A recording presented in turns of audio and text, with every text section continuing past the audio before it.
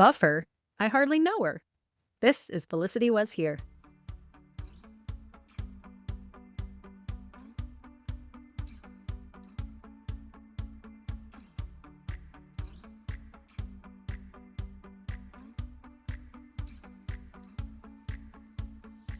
Welcome back to Felicity Was Here. I'm Heather. I'm Melissa. And I'm Dr. Joe. And today we're discussing Felicity Season 3, Episode 2, the Anti-Natalie Intervention. Happy New Year's, ladies. How was everyone's holidays? It went by too fast. I need more time. Yeah, I agree. All my Christmas is put away. I have a couple Valentine's things out, but it's just not the same. My decorations are still up. But that's because I was gone for 2 weeks, so I still want to be able to enjoy them a little longer now that I'm back home. Yeah. I'm just tired, but that's not anything. That's not a seasonal condition. That's just chronic. Yeah, agreed. Melissa and I got to see each other. We got together for coffee. We did. You were there in We spirit. did our annual coffee. Yeah. I'm glad you didn't try to FaceTime me because I wouldn't have been awake. No. So I was like, I thought about it later. I'm like, good. It was like 10 a.m. Central or something, 10 or 11 Central. You would have been asleep. Absolutely not. Pacific time. She would have been very angry at us. Well, I may have been awake if I stayed up from the night before. That's the only way that would have worked out. Yeah. Yikes. What else? I know we were watching Stranger Things. Any thoughts there? No spoilers for folks, but just I'm kind of glad it's over. Same. I kind of didn't care anymore. It just dragged on too long. know. They were all old. Aw. I didn't care anymore. No, tomorrow's the big day. I'm ready. I'm buckled in for tomorrow. It's tomorrow now? Oh, for the documentary thing. Yeah. And do you think it's going to be the Freddy Krueger documentary thing? Or that it's just, oh boy. Yeah. January I'm 7th turned out to be be It's going to be nothing. It's going to be a I don't documentary. I'm ready to get my heart broken again. Okay. Like Michael Scott. Yeah. What was it called? Conformity Gate. Yep. There was a whole conspiracy theory that the finale was a fake finale and that the real one was coming on the 7th, and it did not appear on the 7th. So now people think because that it's the coming documentary is tomorrow. going to be actually I'm like, y'all are going to just live to the end of your lives. It's it's a week away. No, seriously, I will write out the whole rest of the year on conspiracy theories. Like, I want the date to keep getting pushed back, and that's just going to get me to the next, whatever few weeks or months or whatever. Like, I just keep going and going, just hanging on by that conspiracy thread. I don't care. Keep them coming. I'm ready. I'm ready to go all in. I'm just so disappointed. Like, I was genuinely disappointed then on the 7th that nothing appeared on Netflix. There was no new finale. And then I'm just like let down all over again. Like, no, that was the ending and it was bad. I'm okay with being let down in that fashion. That's a better way to be let down than other ways. So I'm ready. Like, bring it on. All day, every day. I'm ready for more conspiracies. All right. I'm not kidding. I want to perpetuate them and fuel them and even start a few myself if I have to. I'll do it. I'll do that. Oh, boy. Oh, boy. Let's move on with our lives. Yes. Trying to. This is me Let's doing move that. on to talking about a 25-year-old TV show that we're, still obsessed with. So, last time, Felicity and Ben moved into an apartment together for about 24 hours, and Megan moved in with Elena and Julie, and now Felicity again in the student apartments. We found out that Julie's birth father passed away over the summer, and Noel was MIA all summer after Javier's wedding, and the gang finally found him going by Leon and letting the good times roll with Natalie. And at the very last seconds of the episode, we found out that Noel and Natalie got married. So this episode, the Anti-Natalie Intervention, was written by Jennifer Levin and directed by Jack Bender. Both are returning writers and directors. So we open up in the student apartment with some really hot moving guys. Apparently you can move furniture in a towel. That's no big deal. So the guys from across the hall are helping them move their furniture around, which, of course, like oh no, that couch doesn't look good there. Try it over there. Love the delay tactics. Girls are very obviously ogling them. And then Felicity comes back, joins in on the ogling, says Dave Matthews Band is playing Madison Square Garden. I think my theory that the year 2000 was the worst year for music is still accurate from last week. Because I hate Dave Matthews Band. Literally. Can't stand them. Yeah, same. And they dumped their trailer poop in the Chicago River. That I will never Right? forget. That was intentional. Did they do it Horrible. on purpose? Yes, they're tour Like buses. on top of a thing, like on purpose, they knew people were under them. It wasn't like accidentally, oops, it's leaking. Like they dumped it from their But did tour they buses. know that there was somebody under them? It shouldn't matter. Yeah. You don't be like, dumping shit in our Chicago No. River. I guess. No, it's dirty enough already. Well, We that's- don't need more. yeah. We only wanted green for St. Patrick's Day. So then the boys have to leave for class, unfortunately. Felicity's like, what happened to Tracy and Sean? Like, you ladies are just looking at these guys. They're like, I mean, our guys are fine, but, you know, one's abstinent and one is a crazy documentary filmmaker who runs into the room then, trying to film the girls. He's like, but I'm going to make you all famous, like Jervis and Colleen and Rudy. And I had to look up who those people were. Apparently they were Survivor contestants. I did not know, and I Hmm. didn't look it up. I thought maybe they would be real world people. That's but what I thought too, yeah. but I didn't recognize That that. would make more sense. Yeah. But I think Survivor was probably really hot in the year 2000. Yeah. I don't know what season this was. I'd never watched Survivor. My family was super into it. It must have Still been is the probably. first season. It probably was, yeah, first or second. And yeah, again, I think Sean would be making bank by now if he actually ended up being a reality TV producer. Like he was ahead of his time. He was like right there when Survivor started. So then Noel shows up. This is what Sean was wanting to film the ladies' reactions to. He holds up his hand, shows them his wedding ring, and says, I got married. And everyone is shocked. Like, you got what? You got married? Oh boy. So then we go to Dean and DeLuca, where Felicity's telling Javier that Noel is married to his cousin Natalie. Javier is like, oh my God, like he feels terrible because it's his cousin, but says she always does terrible things, gave her dad a heart attack. Like she's done a lot of crazy things. So Felicity wants the dirt to convince Noel that he made a mistake in marrying her. Javier doesn't have much, but he does mention that Natalie was arrested once and that they should check her forehead for 3 little 6s, which I thought was fun. So yeah, he says he feels so guilty that Natalie manipulated Noel into marriage. We can discuss that now or later, but do you think he was manipulated? I don't think she had to try very hard. Yeah. Yeah. He didn't seem very resistant. No, can make you get married if you don't want to, unless you're in an arranged marriage. Sorry. Yeah. I think it's a bit of a stretch, I think, to say he was manipulated. So, but we'll see, right? We're going to see what the rest of the episode has in store. Everyone's hanging out at Epstein talking about Noel's marriage. Some of them think that they should intervene and others think that they should leave him alone. So Richard is probably the strongest fan or the biggest pro side of intervening. He says that Natalie is catastrophic, that she's like a drug, that he's addicted and he needs an intervention. But Megan on the other side is like, so he got married, BFD. She's like, no BFD.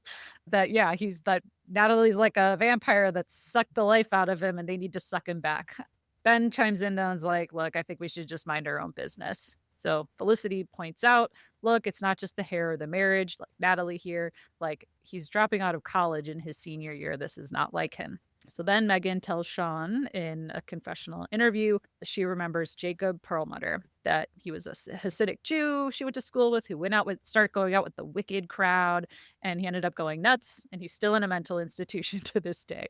So all of a sudden she remembers Jacob and is like, no, guys, we should do something about Noel. She doesn't want Noel to end up in a mental institution, which I think is kind of sweet. That she cares enough. Yeah. No? She's turning a new leaf. Yeah. I do think it's funny, though, that, like, this gives me season 1 Felicity for sure. Like, her Budinsky self is coming back in here, you know? Like, her friend makes a choice, and she's like, no, this isn't the right thing. I have to help them see the light. So, I don't know. I feel like this tracks, and it kind of gets back a little bit to season 1 Felicity. I think it was that Budinsky-ish of her. Richard was the one who was freaking out the most. And it is a valid observation, like, he didn't just do those things. Like, it's not, he didn't just dye his hair. He dropped out of school. Like, that's a big life change. Like, he could have gone to school and still stayed married. I don't know. I don't care what Noel does with himself, but I'm glad that Felicity does, and we had a plot. I mean, we disagreed on this when Felicity's parents were all like, are you on drugs? You made this big decision. And I'm like, she could do what she wants, right? So, yeah, I'm in this kind of middle space, too, where it's like, yeah, this was really rash of him to do this, but also, like, it kind of is none of their business, too. I don't know. I might be on Ben's side right now, which is weird. I know. I don't think it's like, it's my business, like it's my problem. It's like, that's my friend I care about and I'm concerned about. It's not like you didn't run it by me first and get my permission kind of thing. It's like, what's happening to my friend? Like, this is very out of character. I was going to say some of her Budinsky things from the first season, like, had to do with maybe people she wasn't as super close with as she is now. Right. Like, she knows Noel so well. So she knows that this is super out of character for him versus, like, you know, writing Ben's paper for him, which was just stupid. Yeah, like, this is like her dear friend who is making a very weird choice. So I get it. Yes. I think there's a difference, though, between just like chatting with someone like, hey, what's going on, asking questions, rather than like staging an intervention. Like, there's something wrong with you. Yeah. Maybe. That sounds pretty extreme. Well, it sounds pretty extreme, but Nola's also kind of an extremely opposite character from Leon. So I could see why they might think that it did need to raise to that level. Again, I wouldn't necessarily participate in an intervention for Noel, but I can see why they, in their little brains, may have thought that that was, you need to go straight to that level versus like, hey, let's get coffee and talk about what's up. Yeah. Like just bypass that and go all the way straight to intervention, like skip all the steps in between, because he skipped a lot of steps in between too. So maybe they're just matching his energy. I don't know. Okay. Again, I don't support the intervention. I'm just trying to come up with an explanation. Devil's advocate. They thought that they should do that. Yeah. Well, and Richard is also an extreme personality, so it makes sense that that's what he would do. Yes. Yes. So then we see Elena and Tracy together in bed making out, and Tracy stops them because it's getting too hot and heavy, and, you know, God doesn't want them to go further. So Elena's frustrated. She's like, all right, tell me again. You know, why, who's God? What does he want? Why can't we keep doing this? Like, why does he not want us to have sex right now? And how do you know he's real? What if you, you know, in 10 years think, oh my God, I was wrong. He's not real. And you wasted all this time. And he's like, no, I know God is real because I'm stepping away from this temptation. It sounds, you know, very Jesus-y. So then she's like, well, I need a sign. You're like, that's fine for you, but I need a sign from God, you know, to prove that he's real and that I should keep waiting. Fair? How long is this relationship going to last? I mean, they're just so disconnected on this issue. I feel like it's such a huge fundamental, issue in a relationship. I don't know. I don't know what Elena was thinking in this episode. Yeah. She was feeling more than she was thinking, I think. Dr. Joe's like, as she should. No. So then Sean interviews Elena on camera and talks to her about Tracy. Elena's like, look, I love Tracy. Like, doesn't know if she would ever break up with him. Like, I wouldn't be able to handle it. His smile is so sweet. It would break my heart. And then Sean asked her if she would ever cheat on Tracy. She's like, as if I would answer that on camera. But she sure says a whole lot on camera later, which I thought was interesting about the buffer and all that. I'm like, you're basically talking about it, but whatever. But yeah, Sean, I feel like kind of is insightful as a documentary director. Like he's picking up on things in his little interviews here. That's his muscle where he's ever been. I know. Because then he moves on to Julie, who is complaining to Sean about Elena, always asking her about her biological dad. And she just, you know, she sticks to her story. She's like, yeah, I mean, what do I tell Elena? I tell her I got tested. I wasn't a match. And I was really glad that I got to know him before he died. Sean's like, nothing else? That's it? She's like, nope, nothing else. Totally normal. So then we go to Dean and DeLuca, where Ben tells Felicity that his dad called and wants to see him because he's in town. Ben is not exactly psyched about the whole thing, says it's going to be the same crap as always. And of course, Felicity is the optimist and says, like, oh, well, maybe it'll be good. And it's great that he reached out. That's so nice. And Ben's like, yeah, you know, this, you know, my dad doesn't apply to this like hopeful optimism that you have, which makes total sense for him. So then in the hallway later, Julie and Elena are walking together. I guess, again, talking about Julie's dad and that she doesn't want to talk about it when Finn, the towel guy from across the hallway, stops them. He's like, oh, you know, we're feeling sad. You guys haven't asked us to move furniture recently. So he's flirting with them, asks the girls to come out tonight, but Elena says that they're busy studying. So as he's walking away, he's like, oh, by the way, Elena, do you have a boyfriend? She says, nope. And he's like, Great, cool. See you later. She looks at Julie like, oh my God, what did I just say? How did I say that? Yeah, like you said, feeling more than thinking. Uh-huh. So then we get to the intervention. Richard plans an intervention at the girl's apartment, the Anti-Natalie Intervention. So they're all scrambling. He's got a whole packet of forms of things to say and what to do and hands them all out just as Noel comes over. Sean again is filming everything, which probably doesn't help the situation. But Noel comes in and they are all sitting like on the back of the couch, standing there staring at Noel. He's like, well, what are you guys doing? What's going on here? Richard comes up and hands Noel his little packet, and they all tell him that they're really worried about him and giving up college.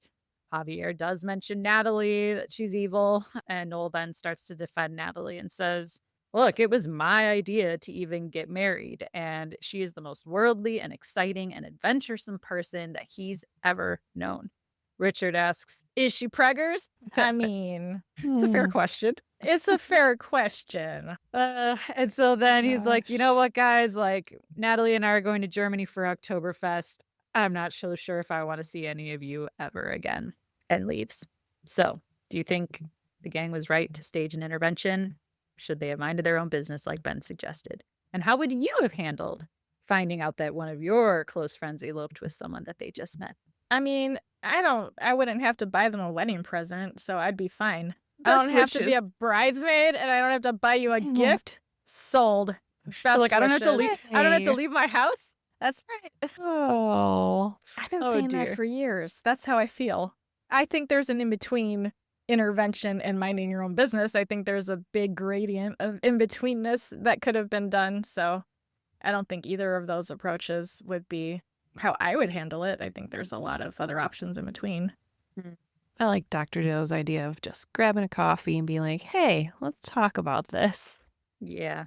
See what's going on here. I'll buy the newlywed a cup of coffee, no problem. Yeah. It's on me. And definitely off camera. Like, Sean was there when Noel told them the news. He's there filming an intervention. Like, let's do this off camera so that you don't feel like you're being attacked or filmed or anything. I'd do it at Dean and DeLuca with my Dean and DeLuca discount and be like, I'm treating you to coffee.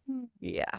So then Felicity goes over to Noel's apartment, kind of goes after him to apologize. So he doesn't want to open the door first, but he does, convinces Noel to talk to her.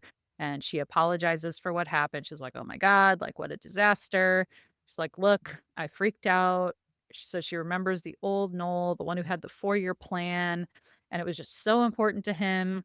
He's like, yeah, that was a long time ago, though. She's like, no, I know, like people change.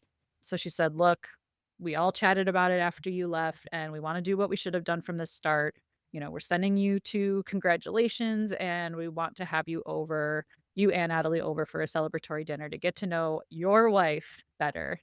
He's like, whoa, my wife. I was like, yeah, you're like 20. Like, this is crazy. This is serious. But yeah, I guess that's not how Natalie lives. She's just like, whatever. So yeah, Noel agrees to the dinner. So then we go to the restaurant where Ben is meeting his dad, who is the incomparable John Ritter, who is so heartbreaking in this role. It's insane. I love him so much. R.I.P. John Ritter passed away very young, like 54, in the year 2003. So just a couple years after this role. Most people know him from Three's Company and 8 Simple Rules. If you don't know him and are Gen Z, please go watch things that he's been in because he's awesome. He's a treasure. And an episode of Buffy. Oh, yeah? Yeah. But he was so good in it. Yes. Dr. Joe, I know you have probably even more love for John Ritter. Anything else you'd like to add? No, just like he was like my first love probably, like really truly. Like Jack Tripper in Three's Company was like, he was my whole heart. And I was devastated when he passed, but yeah. I appreciate his son on TikTok. He has a lot of cute references to him and like honors him and is like really, really cool about it. Like sharing his experience with the rest of the world who misses his dad. I think that's really cool. He's done some impersonations of him. It's really cool. So I appreciate that at least. That's been fun to see. Keeping his spirit alive. So hear me out. In the Felicity revival, they should, if, it happens, I have no control over this, but I'm throwing this out there. I would love to see them cast Jason Ritter as like a half brother Ben never knew he had, just so that we could fit Jason Ritter in there, because I love Jason Ritter and like everything he's in, right? He comes up to his like, hey, that I would know be your so dad, he's my dad, right? He looks just like him. It's so, I know they're crazy. identical. I mean, he looks more like him than Speedman does, but no, that's what I mean. Like yeah. But oh my goodness, that would be amazing. That could be some drama for Ben in the revival. Just putting it out there into the universe. So Ben Covington walks into the restaurant. He definitely looks hesitant. There was a moment there where he almost like looks at the door like he might bounce. Like, I just walked in. Like, it almost looks like he wants to leave immediately. Like he's considering walking back out the door. But he does go up to his dad's table. They say, hey, his dad shakes his hand, and Ben sits down to look at the menu. Things definitely feel awkward, in my opinion. Then we go to the student apartment, and Elena and Tracy are studying. The doorbell rings. It's Finn from across the hall again. Elena kind of like half closes the door. She doesn't want to let him in because then he'll see Tracy and Tracy will see him. But Finn asks her to dinner. She says she can't. It's like, okay, good. But then she's like, but what about lunch tomorrow instead? Oh, Elena, what are you doing, girl? So then we go back to the restaurant with Ben and his dad. They're chit-chatting, but then Ben's like, oh, did you talk to your mom recently? Did she tell you that I've started a program? He's in the 12-step program. One of the steps was to admit that he is powerless over alcohol and that his life had become unmanageable. And the reason he's here is because step 9 is to make amends with the people that you've hurt. And so he wants to make amends with Ben, which upsets Ben. He's like, wait, so you're only here because it's a step in your program and you have to be here? And his dad's like, I'm trying here. So I don't know. Ben kind of takes a breath and then he's like, I am glad you called.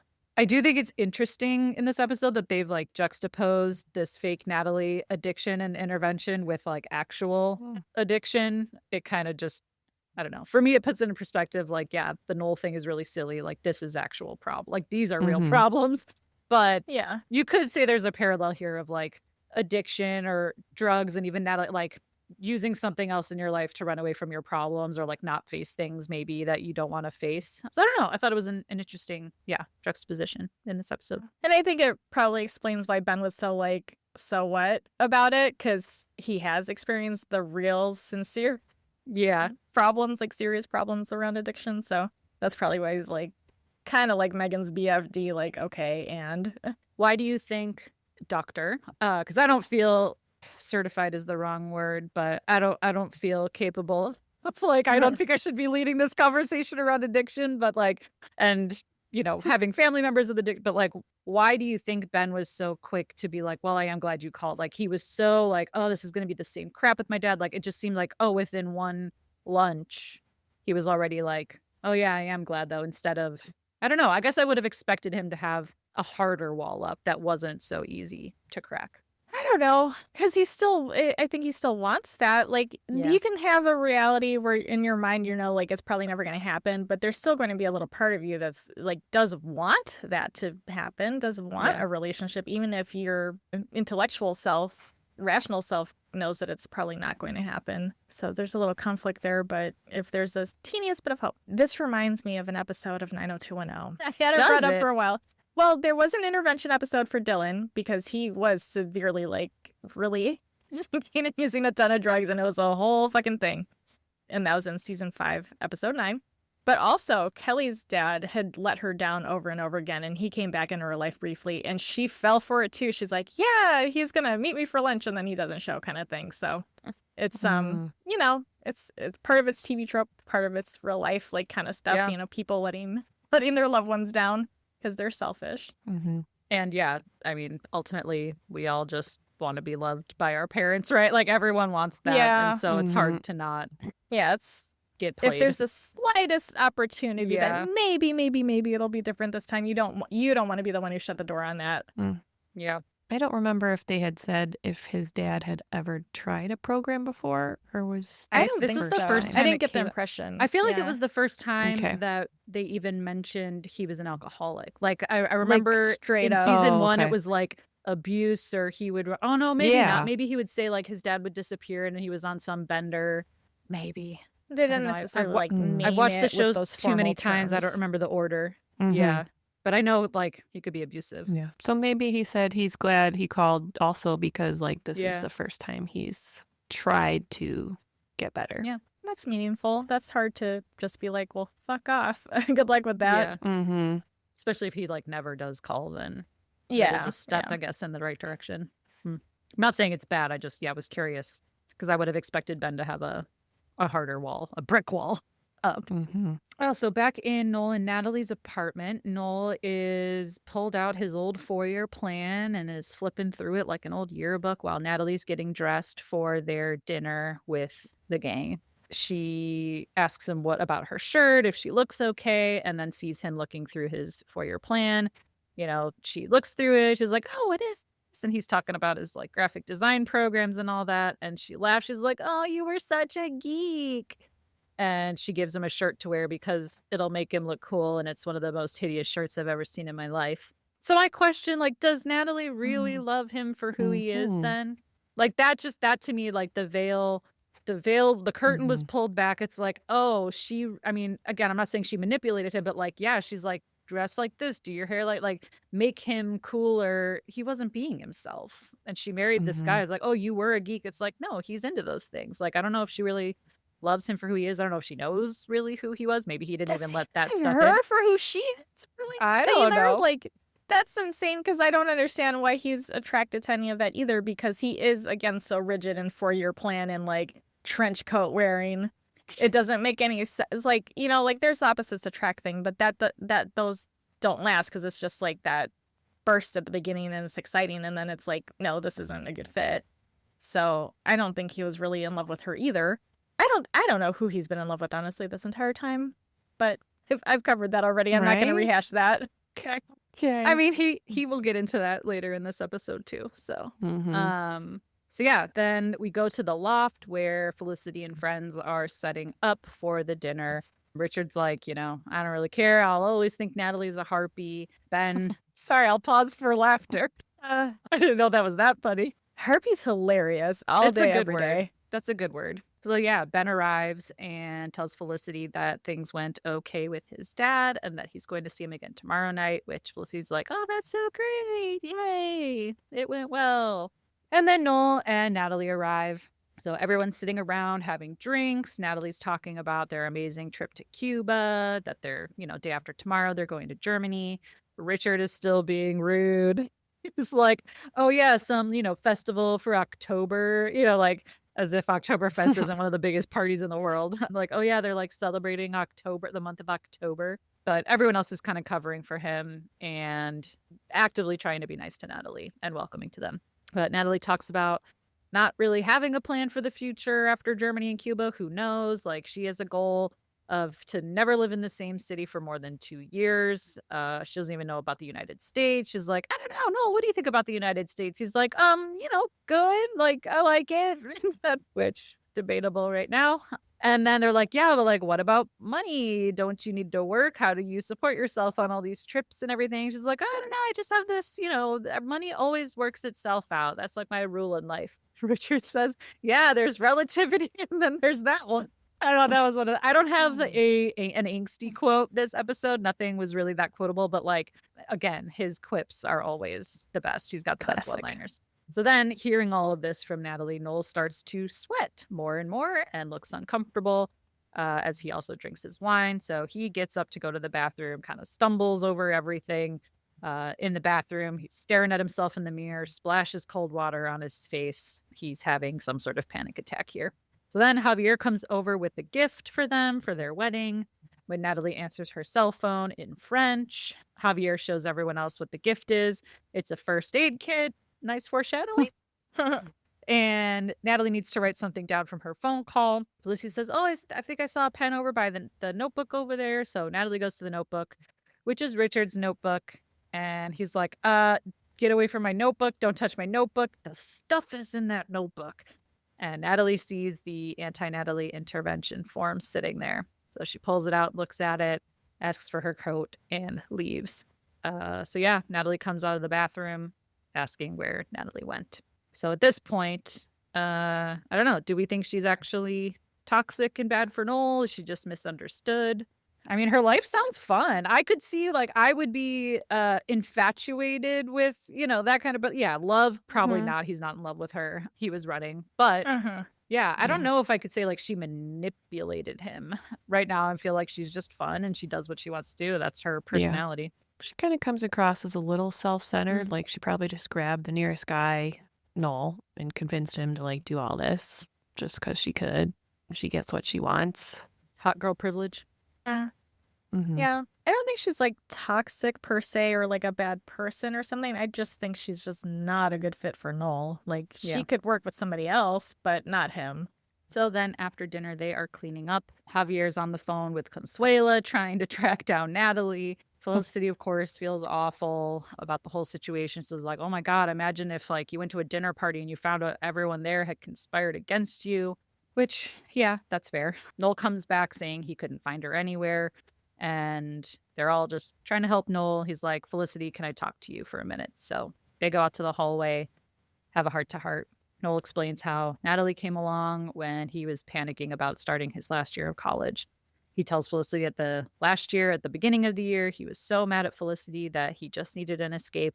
And Ruby came around at the perfect time. And then in a flash, he became a senior. And he was in a panic, and Natalie appeared. And she made it easy to forget about the rest of the world. He could forget everything and just not be himself even. He says he doesn't really feel like he's been himself since sophomore year. So he realizes now that he has to end it with Natalie. He wants to be back at college. He misses his friends. He wants to be with his friends. So he tells Felicity he misses her, and she says she misses him too. She kind of there addressed, Dr. Joe, what you're saying about like not being like, yeah, it looks like Ruby was an escape for him to get over Felicity at the start. I still think he had genuine feelings for her. Like it turned into love. I think maybe it started as like, yeah, it's, I'll date this girl. Nice She's a distraction. Yeah. Yeah. But I still think he was in love with her legit. Okay. Not deeply. Okay. Did he marry her? No. He married this other wacko. No, but he, at the end of at the finale, he was like ready.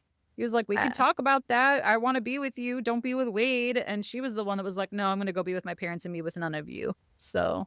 I don't know. I don't think he meant it. I think he just was competing You always with say Wade. if you didn't see it on the screen that it didn't happen. So yeah, I didn't see him. So we don't know if he would have folled through or not. You're assuming he wouldn't have. No, I'm not assuming. Like he didn't. He literally didn't. So I think that he was just competing with Wade. Like he was competing with Ben. Okay. Like he's competing with like the world. Natalie. I don't know. I don't know. Does he have like a personality even? He does, but like, does he have any sense of self? No, like he seems like so like fickle and like just like blows with the wind, like whatever girl's in front of him, like that's what he's gonna be working on. Like, I don't know, like does he have, I don't know. It's a little bit disturbing actually to not have a strong sense of self like that. Like that's indicative of some stuff. Okay. It is. I don't know who I was in sophomore year. A whole year went by and you were just like doing what? That's nuts. That was nuts. When I heard that, I was like, wow, the whole junior year you didn't exist really? Like, what? That's weird. Okay. So then back at the student apartment, Elena is getting ready for her, I guess, maybe date with the towel guy, Finn. She's telling Julie that she's waiting for a sign from God, which Julie calls bullshit on. So then she asks Julie to come with her as a buffer. Julie's like, absolutely not. But Elena insists. She's like, look, he's, really hot. Like, he'll probably be an idiot anyway. And then I can just happily carry on with Tracy. But just in case, she needs Julie there as a buffer because, like, what if she does like him? Like, well, then why are you testing? I don't know. That doesn't make any sense to me. But I guess Julie agrees. So then Ben meets his dad again for coffee, and his dad gives him a CD as a gift. They sit down with their coffee, talking about York. Ben says something about, yeah, you should come to New York more often. And his dad says, yeah, I will. And then Ben reconsiders, like, you know what? Don't do that. Don't say you're going to do something if you're not really going to do it. So then Ben's dad says he can't remember one thing from Ben's childhood. All he remembers is that, just a little boy and him not being there. And he says, I can't imagine all those years. What was so, what could have been more important? What was so damn important? And he says it all goes by so fast. And he starts to get emotional. And Ben reaches out and, puts a hand on his dad's arm to comfort him. And I have a lot of emotions in this scene. Oh, goodness. That was a tearjerker for sure. And I'm also so mad that, Ben has to comfort his dad, who's the one who's been hurting him his entire life. I get it, though. Empathy. You don't want to, I feel so many emotions in this scene. Mm-hmm. Doctor? I apologize for what I said about Noel. Just he's, what's it called? Developmentally, normal phase of life stuff. Good for him. Okay. Any thoughts on this? No. Oh, okay. Oh. Qualified is the word. I don't feel qualified to talk about their relationship, but I guess I will. Sorry, go ahead, Melissa. I was just going to say, I thought it was really big of Ben's dad to admit, I don't remember anything from your childhood. Just not being there and awful. That's huge because alcoholics typically don't want to admit that they did anything wrong or weren't there. And for him to have said all of that was a big deal. So I could see why Ben would reach out and comfort him because he's never had that kind of response from his dad before. Yeah. Yeah, I doubt he's taken accountability for anything up to that point. So that makes sense. I can see both sides of it. I get why he's also comforting him. That shows so much empathy and maturity and all that. But also, I just feel so bad because, Ben needs comforting, too, from the decades. Yeah. Or I guess 2 decades. He's probably 1920. But, he didn't even say, I'm so sorry for not being there. He just, I don't know. I felt so bad for Ben still. I think Ben's used to it on the one hand, though, because he probably had to do that for his mother. Yeah, he shouldn't have to be, but it is what it is. That's his reality, so that's his behavior. I just felt so bad for him. I also thought it was interesting that both Noel and Mr. Covington mentioned life going by so fast. Noel was like, oh my God, everything went by so fast. How was I a senior? I was panicking. And yeah, now Mr. Covington is talking about how life goes by. So it just goes by so fast. I don't know. After watching this, I was like, oh shit, my life is going too fast too. Oh, I'm going to be old this year. And yeah, I was going into a little bit of a spiral this episode. Life is going too fast. I don't know. Good. I'm already fucking over 2026. Fast forward. Yeah, just kidding. It's not even 2 weeks in. Cherish every day is what I meant to say.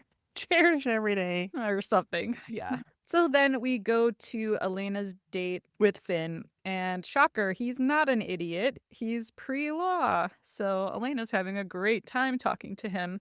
Julie is just sitting there feeling like a third wheel. Finn goes to get them another slice of pizza.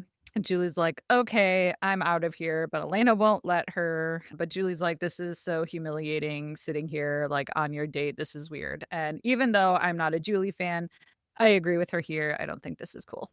Weird. What? You don't do that? Just I don't do what? Quasi dates when you're dating somebody else. Have a third wheel there with you as a buffer. Oh, no. I bet hasn't done that. I'm a professional third wheel, so I feel Julie's pain.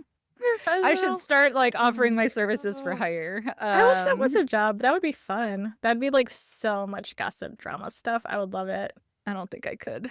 I'm not. Ooh, I would be there with some popcorn. I'm sipping some tea. If all I have to do is sit there, then great. But if I have to talk. Oh, no, I'd instigate too. Oh. That would be so much fun. Oh, man, that would have been such a great opportunity.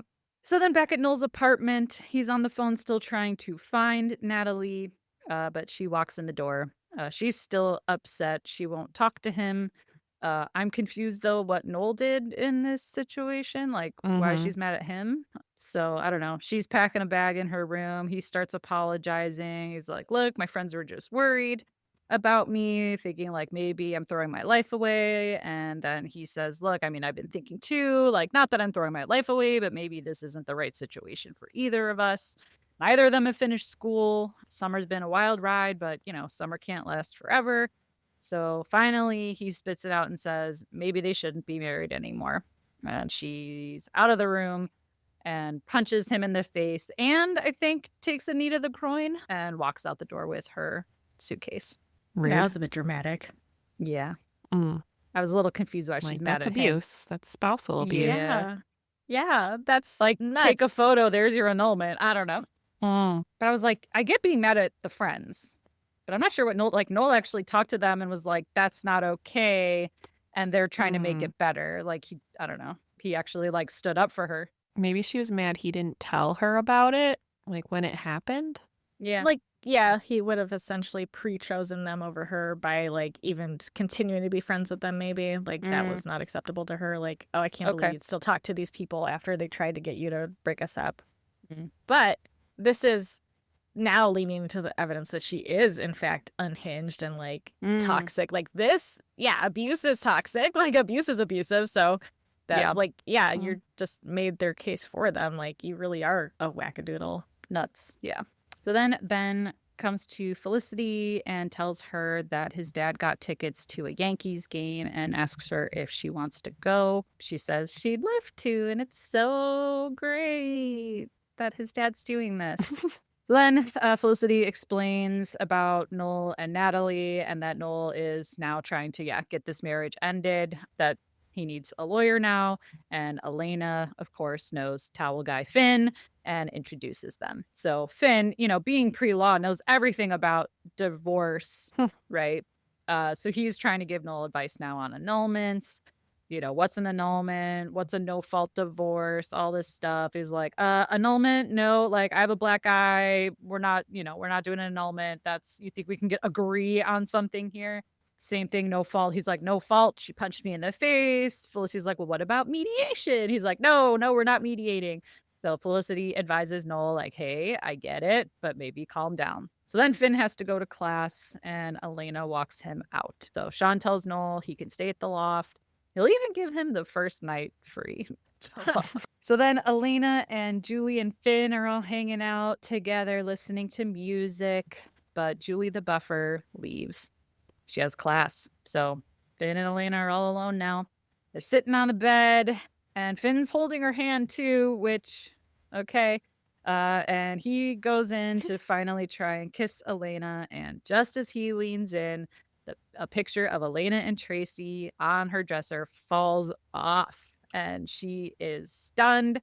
She's also like elated. She's like, oh my God, like, oh, that's a picture of me and my boyfriend. He's like, what? You told me? Like, yeah.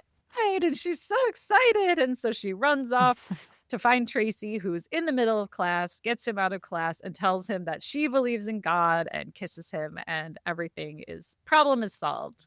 Right? Obviously. I thought it was just a picture of Tracy. I didn't think it was a picture of the both of them. It looked like maybe it was a picture of a young Tracy, maybe. Oh, okay. She's like, that's my boyfriend. He's like, what? Boy, you said you didn't have one. I mean, there's not really earthquakes in New York. Maybe there is God if this happened. I don't know. Have you guys ever seen signs? Not from God, but I see signs all the time. Do you use signs for in your decision making? No. I think stuff's just around. I think it's just like evidence later. I do not recall. Like, no, I don't recall. No. I am a lady of science. No, I do not. Oh. Well, then we go back to Noel's apartment and Natalie comes home with pizza for breakfast. It's his favorite.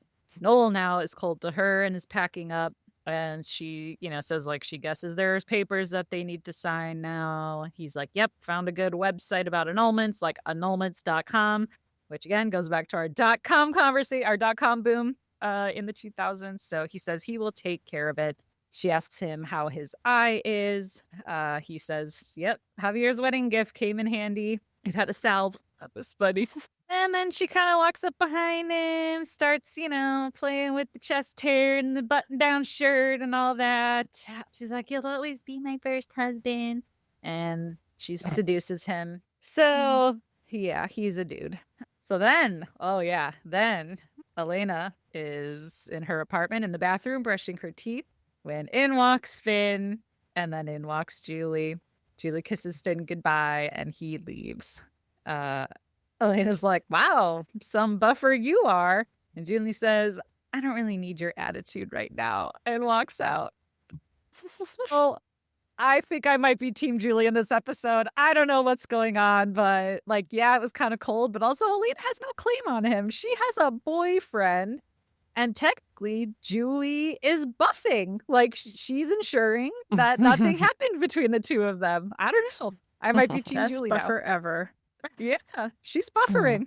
I remember watching this the first time and I did not see this coming. I was like, what? Nope.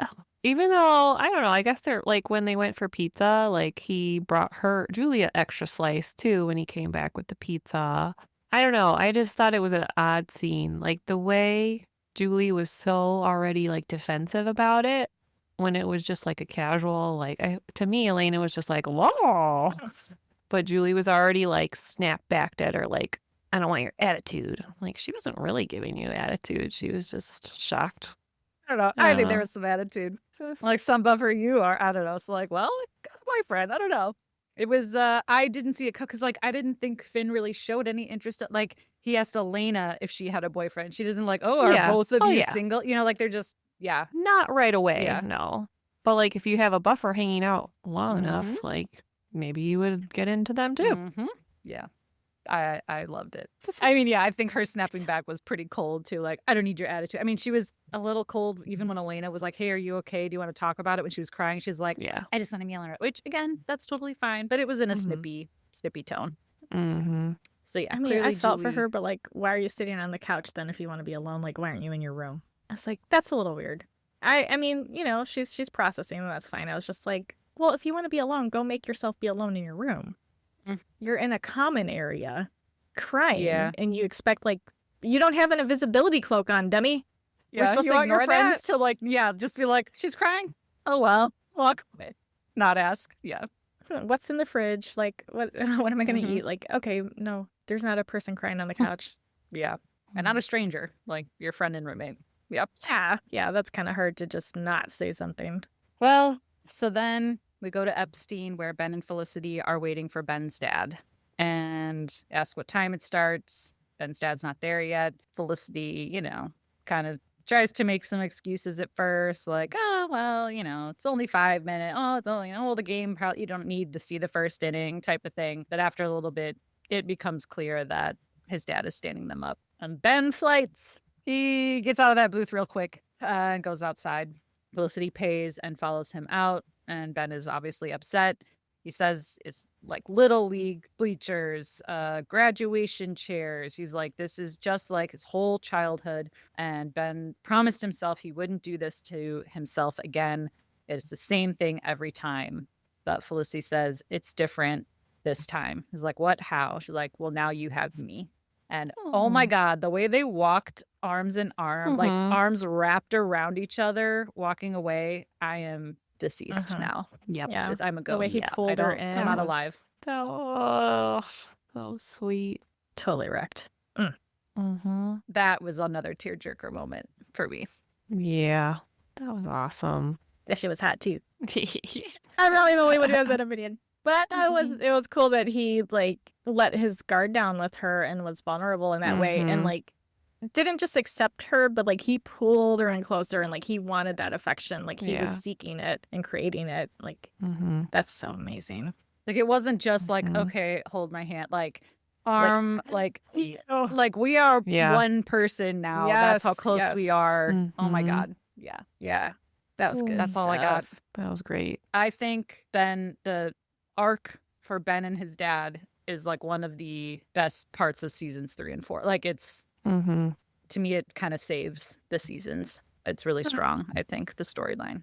It's the most emotional pieces of it. I think. Yeah, that's all I got. Yep, I don't have anything either. Wow, I thought this would be like your episode. Wow. This is why we have a therapist podcast with us. So now I just want to say Ben's hot. That's all I want to talk about. Oh, that's okay. You can. It's the most important thing. You can talk about that. No, I think some of the other episodes with the dad are a little bit more something for me. Like I like this episode, but I was actually a little bit underwhelmed with the episode as a whole. I just was like, okay, this is happening. I don't know. I wasn't really taken with the episode that much. I was obviously with John Ritter, but that's pretty much it. And that's what I guess that's kind of what I mean by like it saves the season. Because yeah, without the Ben dad storyline, like this would have been kind of a nothing burger episode. It's kind of goofy. Yeah, like an intervention. Oh, I got married. Now I'm freaking out. Like an extension of the first episode. Yeah, that's kind of silly shit. Yeah. And even like Elena and Fit, like, I'm going to test this thing, but it all works out in the end. I don't know. It just, it seemed like very plotty for no reason. Well, maybe they were trying to create stakes. Because I'm thinking like with writing, like you have to have conflict for the drama and you have to have stakes and stuff. So maybe, I don't know. Maybe it would have been more interesting if Tracy caught wind of some of this and she had to like redeem herself or something. Like that would have been a little bit more interesting instead of like this little side quest she was doing. Like, it's just kind of weird. Or like, tell me about God. Like, what if he had brought her to church with him one day? Like, not that I would, like, if I were her, I wouldn't want to be into that, but like thinking about nobody wants this, you know, like if they're going to make this work long term, like religion is going to be a big part of his life no matter what, even once you get married and have sex, right? Right. So like, I don't know, how do you work on that in a relationship rather than just like, oh, I'm going to need a sign from God and I'm going to go on a date with someone and, you know, I don't know. It felt like there was a bigger opportunity to show Tracy and Elena together and like with some conflict and working on it rather than adding this other dude. I don't know. Yeah. Well, season 3, episode 2. Oh my gosh. See, I didn't even notice. I'm like, yep, sounds good to me. I was like, wait. January, y'all. Oh, man. Well, I guess, we will see how this annulment goes when we come back. Oh, next time's a big one. Next episode's a big one. Okay. Yeah. Take notes. I don't remember. Yeah, I'm like, I don't remember. I didn't watch the episode title. I think you'll remember what happens. You overestimate me quite a bit. Okay. Let's see. Next time I already went to IMDb. Hello, I must be going. I was looking at the Leaving? Beverly Hills 90210. Oh, well, that's IMDb. not going to help you. Well, I was trying to find the episode where they had the intervention. Oh, well, thanks for joining us, everyone. Thanks for listening. You know what? I think this season I need to do a better job of saying, hey, hit like, hit subscribe, go follow us on Instagram, leave us a review wherever you get your podcasts, Spotify, Apple Podcasts, Google, YouTube, whatever. That helps us out in the long run, reach more people. We will chat to you all next time. Bye. Felicity Was Here is produced, written, and edited by Heather, Melissa, and Dr. Joe. You can find us on Instagram and TikTok at Felicity Was Here Pod. If you're enjoying the pod, please leave us a review and help us spread the word. We appreciate you and would love to hear from Felicity superfans like us. So send us your feedback, ask us your burning questions, or just say hey at felicitywasherepod@gmail.com. We may even read your note in a future episode.